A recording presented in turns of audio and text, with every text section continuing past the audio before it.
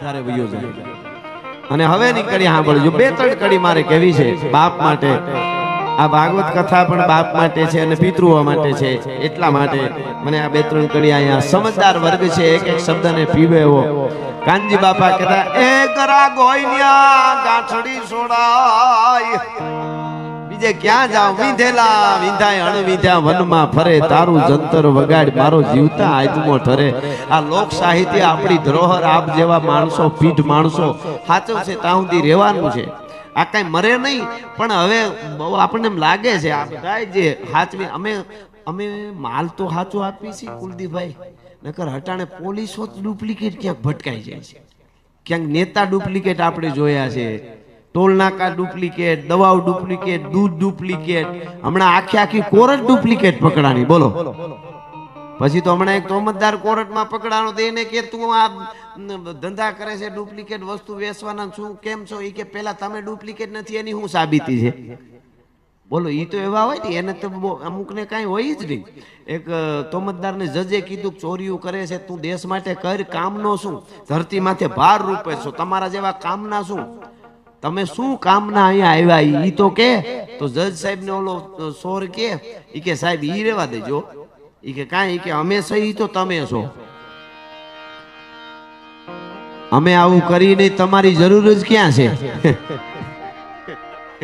હા, તમે વિચાર તો કરો. ઈ ગમે કે એને કાંઈ ન હોય. હા, એટલે પણ મારે કહેવાનો અર્થ મારો આપણું સાહિત્ય છે આ. હું તો કાયમ અમે કહી દઈ, એવો સમય આવશે તો સ્ટેજ થી નીચે ઉતરી જવાની તૈયારી રાખશું. બોલવામાં અમારા સ્તરમાં કોઈ દી નીચે નહીં ઉતરી, તમને ગેરંટી આપી છે. આ લોક સાહિત્ય, આ ડાયરો કાંઈ નાની, આ ડાયલોગ બાજી નથી અહીંયા. ડાયરો એટલે શું? હિન્દીમાં કે ને આપ કે ડાયરે में रह के बात करो, બાઉન્ડ્રી બહાર એક શબ્દ નો જાય એને ડાયરો કહેવાય. ઉલાળા નો મારી શકાય. ડાયરો એટલે ડાયા માણસો સાંભળે અને ડાયા માણસો બેહે, ડાયા માણસો બોલે. જીવતર કેમ જીવાય? ઝવેરચંદ મેઘાણીના શબ્દોમાં કેવું હોય તો 6 મહિના સુધી માનું ધાવણ ગણ કરે છે, એટલું લોક સાહિત્ય જીવન જીવવું હોય ને ગણ કરે છે. ભલા માણસ 6 મહિનાના બાળક 6 મહિનાનું થાય ત્યાં સુધી જેને તાનું દૂધ ગણ કરે એટલું. એટલે મારે આ કડી સાંભળજો. બાપ માટે કેવો છે બાપ? ઘરમાં જેને બાપ બેઠો, માનો એ જ અમૃતનું ઝાડ, ખાલી એનો એક ખોખારો, એના આધારે જાય જન્મારો. અને હવે હું કમાડ ખોલું ત્યાં અનુભૂતિની વાત કરું છું. દીકરો આમ કમાડ ખોલીને બાપના રૂમમાં જાય, હું કમાડ ખોલું ત્યાં એ જીકાઈ મારો બેઠો થઈ જાતો બાપ. હુતા હોય નિંદ્રમાં ઉભા થઈને બેહી જાય, હું છે? અને હામું જોઈને હું કે ખબર? આપણે કઈ ચિંતામાં હોય ને હામું જોઈને હું કે બેટા મુખે કેમ સો જાખો? આવું કેતા કે ના? આવું કેતા નહીં. કે ને તો મને ખબર પડી જાય કે હું જાખો છું, તો ઇમ્યુનિટી પાવર મારો ઘટી જાય. તો કે નહીં, બાપો એમ નો કે બેટા મોઢે કેમ જો જાખો. તો આવું કીધું કોણે?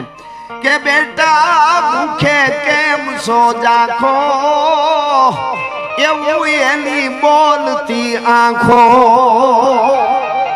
એ બેટા મુખે કેમ સો જાખો, મારા હમુ એવું એની બોલતી આંખો. એની આંખો કહી દેતી કે મારા દીકરાને કઈક તકલીફ છે. હા, અને હવે નીકળી સાંભળજો. આમ સરળ શબ્દો છે પણ કે જાહો જલાલી એ આ દુનિયાની જોઈ મેં જાજી અને મારે હતી ખામોજ. ખબર જ ન પડે બાપ હોય ત્યાં દુનિયાનો શું વ્યવહાર છે. અને મારે જે જોઈએ ઈ આવતું ટાણે,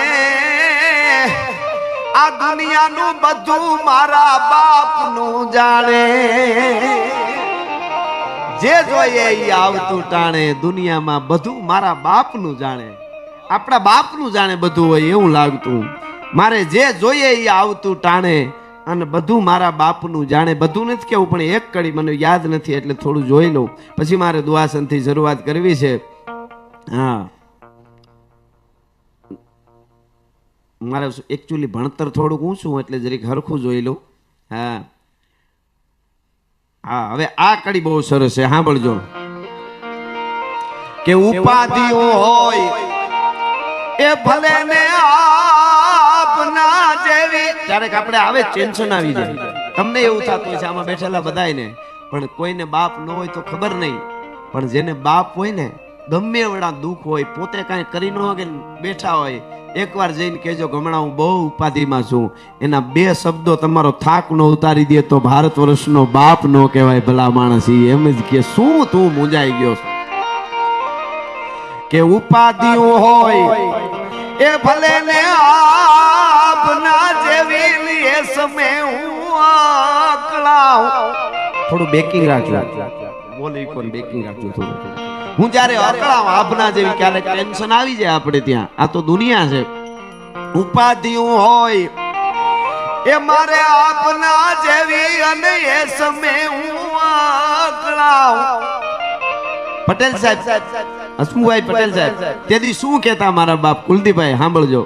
આ બધાને લાગુ પડે, બધાના બાપ મારે. ઉપાધિઓ હોય એ ભલે માથે આપના જેવી એ સમય હું અકળાવ.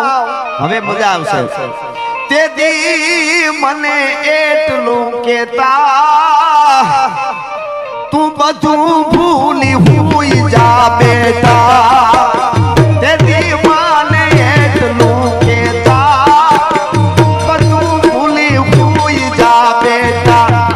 ઘરમાં જેને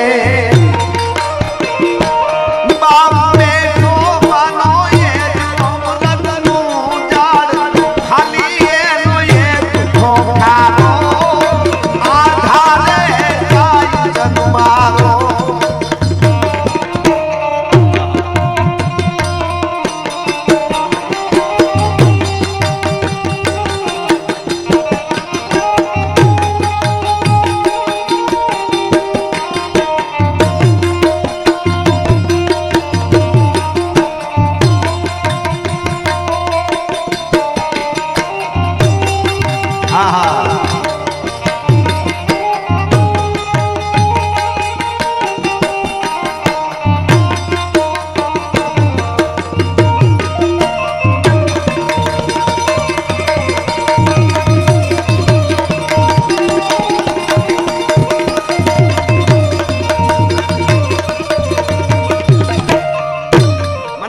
મારા બાપાને શ્રદ્ધાંજલિ આપું ને રમસી બાપાને આપી દઉં. ભાગવતનો ખોળો ને પાછો આવો માણસ ક્યાં મળે? બધું મળી જાય, એક એક શબ્દને સમજાણ નથી મળતા બાપા.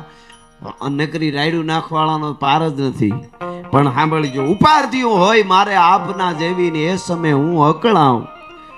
એકલા ઘરે બેહીને જેને જેને બાપને યાદ કરીશું આવો અનુભવ થયો છે. તેથી મને એટલું કહેતા બધું ભૂલી હુઈ જા બેટા. હા હા હા, વધારે નથી કહેતો,